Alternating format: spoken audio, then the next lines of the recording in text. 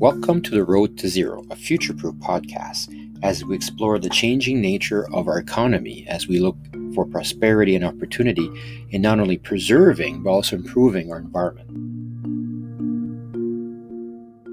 Today on The Road to Zero, we have Felix Böck, founder of Chop Value from Vancouver, BC. Welcome, Felix. Thanks so much for having me. Yeah. And before we begin, can you give us a quick overview of what Chop Value is? Of course, yeah. So Chop Value is that crazy circular economy franchise that recycles chopsticks and turn them into new, beautiful product. I say crazy because many people don't really believe that we recycle chopsticks for a living, but it's one of these underutilized resources that we tapped into right in front of us in our urban environments, and that's how we build our concept. Awesome. And tell me a bit more, because it sounds like you've been involved with bamboo specifically for quite some time. So what is it about bamboo that has attracted your attention? Yeah, honestly, it fascinated me for over 15 years now. As a young carpenter, I started working with bamboo because I was fascinated how fast it's growing and how hard and durable it is as a material. And then all the way throughout my career to become a wood engineer and later to do my PhD research at UBC, I was fascinated by bamboo as a sustainable building material. So naturally, and more as a joke than actually as a serious business venture, I always told my friends that if I were ever to run out of research material, I would just collect chopsticks, and one thing turned to another, being actually aware of greener actions that are needed in our cities and more innovation that's needed for waste conversion into new resources.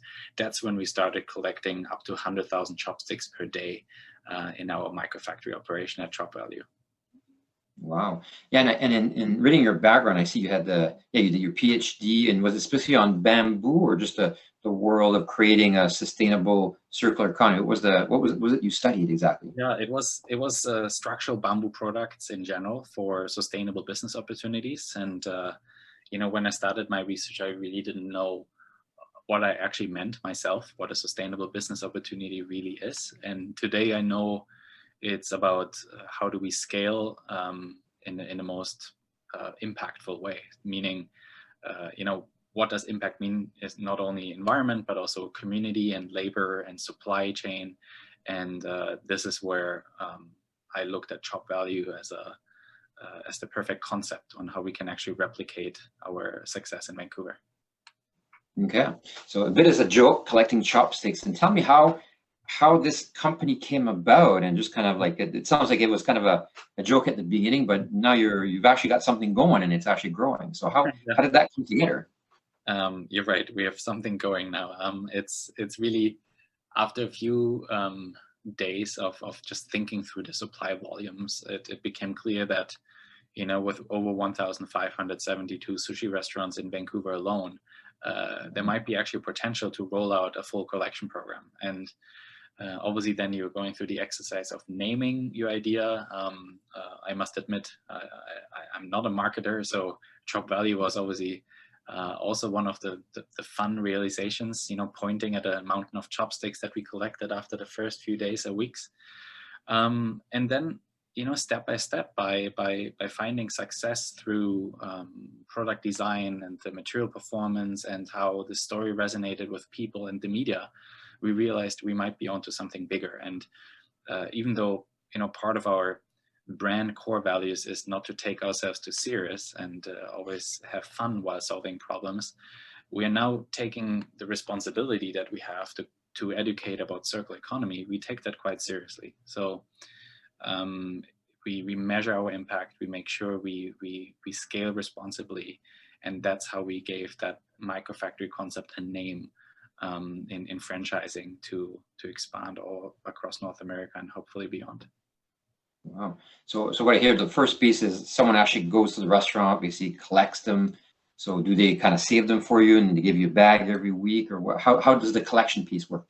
Yeah, so even collections, our restaurant partners are our customers. Even if the recycling program is a free program, we provide them with our recycling bins. They are Chop Value branded.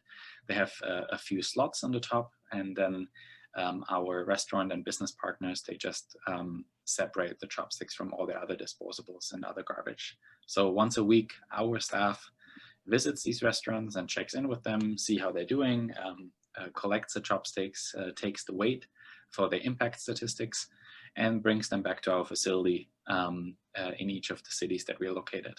And once these thousands of chopsticks enter the facility, they get sorted and aligned and resonated with a water-based resin from the automotive industry. And then they go into the core and the heart of the innovation, which is our hydraulic hot press that compacts these chopsticks into a new uniform engineered material. And that's the true value creation of the Chop Value concept. Okay, and these microfactories, like how big is a microfactory? Just to give an idea, like I hear there's a washing system, and then there's definitely the press, and then a couple of places to put your material. But what does that look like? Right. Footprint. So the idea was always, how can we make sure this is affordable in relatively expensive urban environments, so that people can operate it, see it, feel it, smell it, and the noise is in a manageable volume. So a standard microfactory is around 2,500 square feet. It can be smaller, it can be bigger, depending on the location and depending how we fit the concept in. And it is really the basic core machinery that we developed, from shaker table to dryer to the hot press, all the way to the remanufacturing machinery, how we call it, which is standard wood machinery. And that's where you go really from the resource that you recycle locally all the way to the finished designed end product. So you keep the entire cycle in-house. Okay, so really simple. And then now the product, is it like one standard size, or can it really scale to different applications? Mm-hmm. Yeah, we try to think through how we could scale most sustainably and most effectively. And I think modularity is a big key for innovation, and also for maintaining a consistency in design of the product. So we're pressing square tiles in our process, and these tiles, they're actually only 8 by 8 inch in dimensions, so just the dimensions of the regular average chopstick.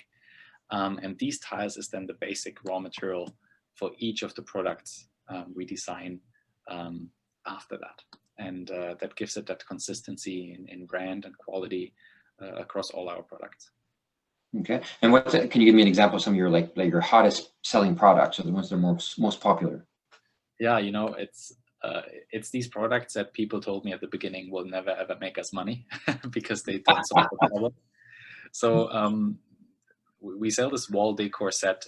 There's actually one behind me on screen that is just a few hexagon tiles and hexagon shelves. And initially I called it the starter set for if you want to be your own sustainable designer at home, and you can just put some chopsticks on your wall. And business 101, never sell something that doesn't solve a problem.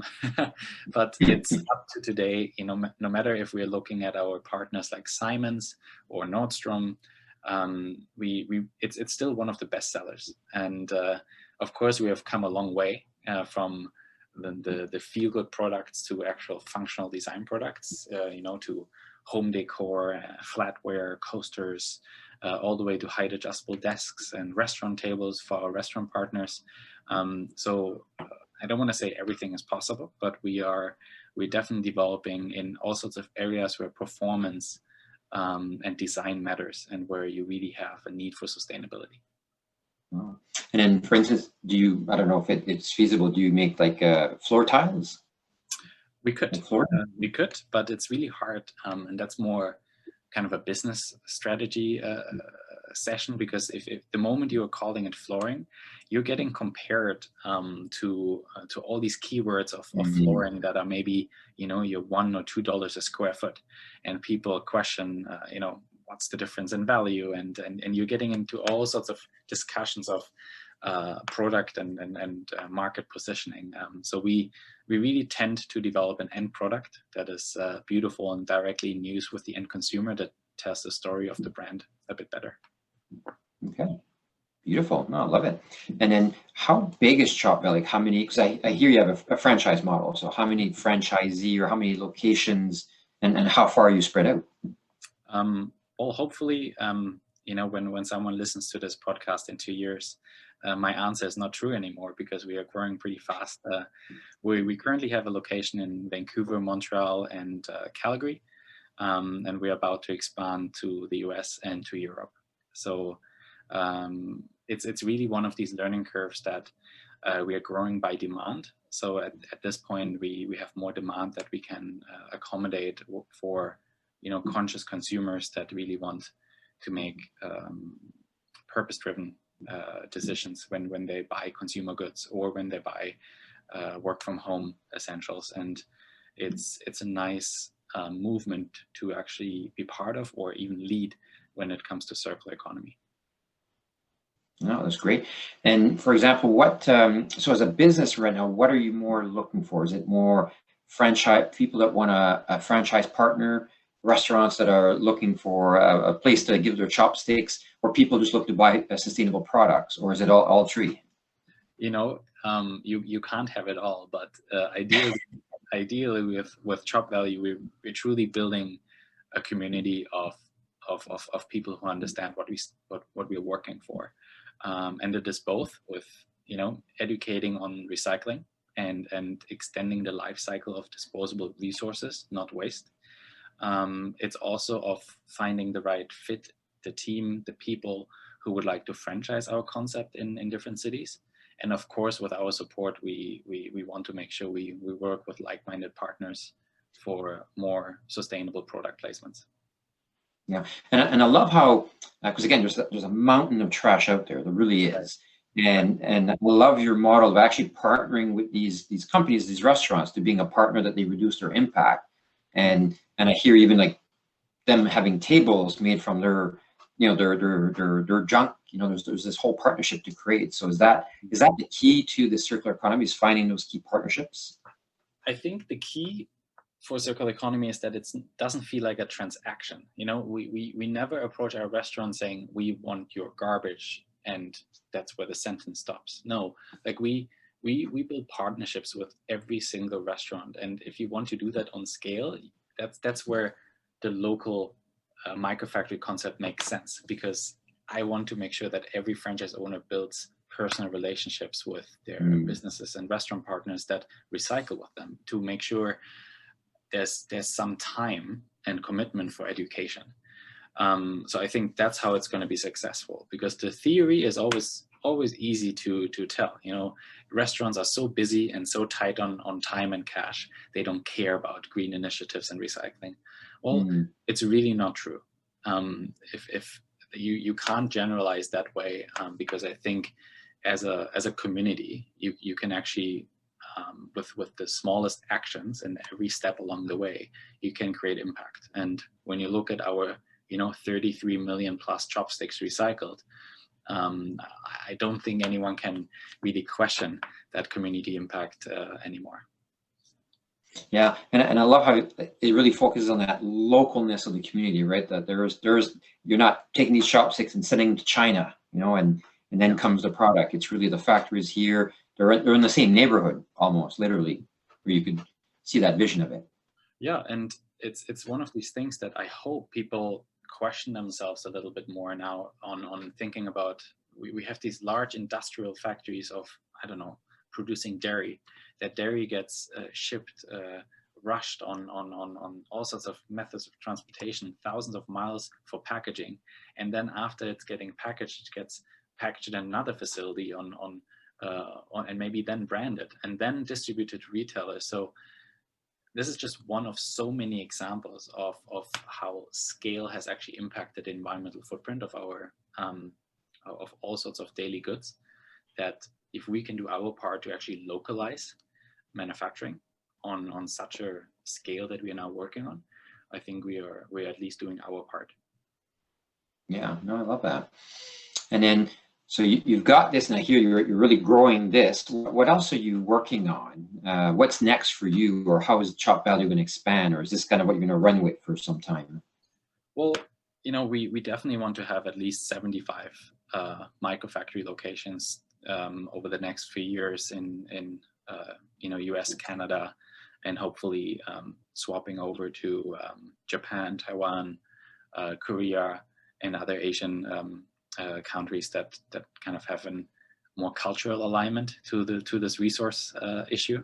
But then, as you mentioned earlier, the sky's the limit. You know, if we can create jobs and a market with something humble like a chopstick, why not extending an existing successful concept to other resources? And you know, I don't want to confuse anyone with our current brand and concept, but I hope others will pick up on it and implement it faster than we could. But if not, if no one jumps on it, I'm happy to do it in the next few years. I love it, and love how you're inviting everybody to even look at where that opportunity is, because somehow you saw a chopstick, maybe it was a joke, and next thing you know, there's this whole business that came out of it, and it sounds like a rather successful one. And what really was the key to, like, what was the main components to go from, okay, here's a piece of garbage, now how do I create a sustainable business model that actually works around it? I think, you know, in order to get from an idea or initiation to an actual sustainable business model, it's hard work. Like that's the true answer, and a really good team around yourself. So as you said, I can start with a joke, I can start with the initiative, I can go out myself and recycle chopsticks, I can start designing machinery, and that I has a limit, and at some point it's obviously not I anymore. Today we are, you know, over 30 people plus franchisees plus venture firms and funds that have invested into us because they understand the vision, plus directors, advisors who invest time into making this work. So the respect and appreciation I have for that journey of people who seem to understand what we're building, that is all a key for how far we have come today, right? And yeah, I think that's kind of the answer. It's a lot of hard work and dedication, and definitely not letting go of the opportunity. Yeah, no, I hear you. Really, you've really done the work, and you've got a very impressive team. That's right. Yeah, I think without my team, you know, I wouldn't have made it through 2020. And how, and just, that's an interesting, you mentioned how did that impact your particular business? Because I know, like, it's been quite a massive impact for most businesses. Yeah, you know, impact, negative or positive.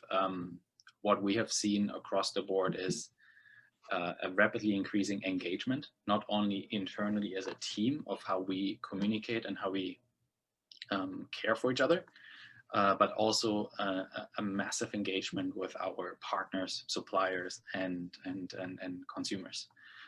There's this, I do believe there's this, like, 10 seconds or 20 seconds extra time that everyone has before you make a decision, because we're not running around all day long.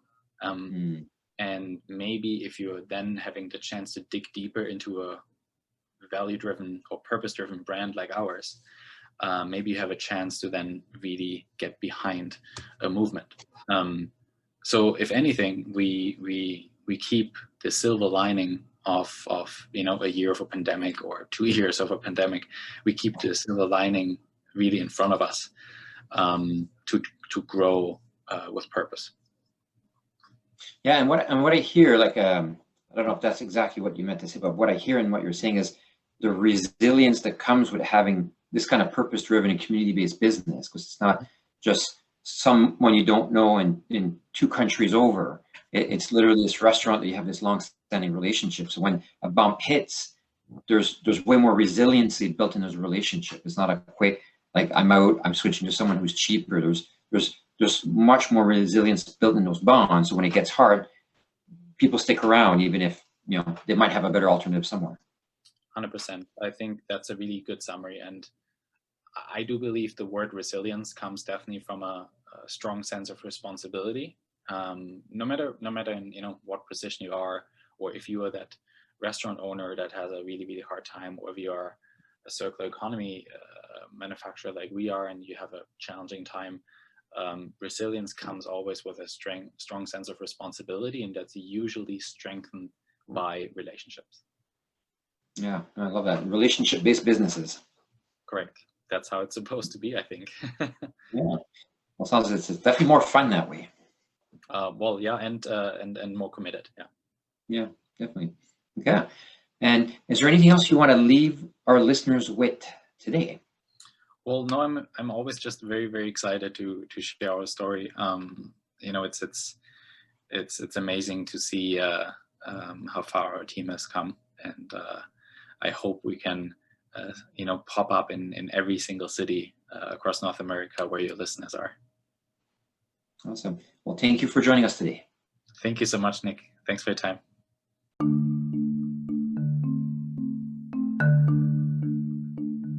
To hear more about our podcasts, showcase events, or the Futureproof Network, please visit us at www.futureproof-network.com.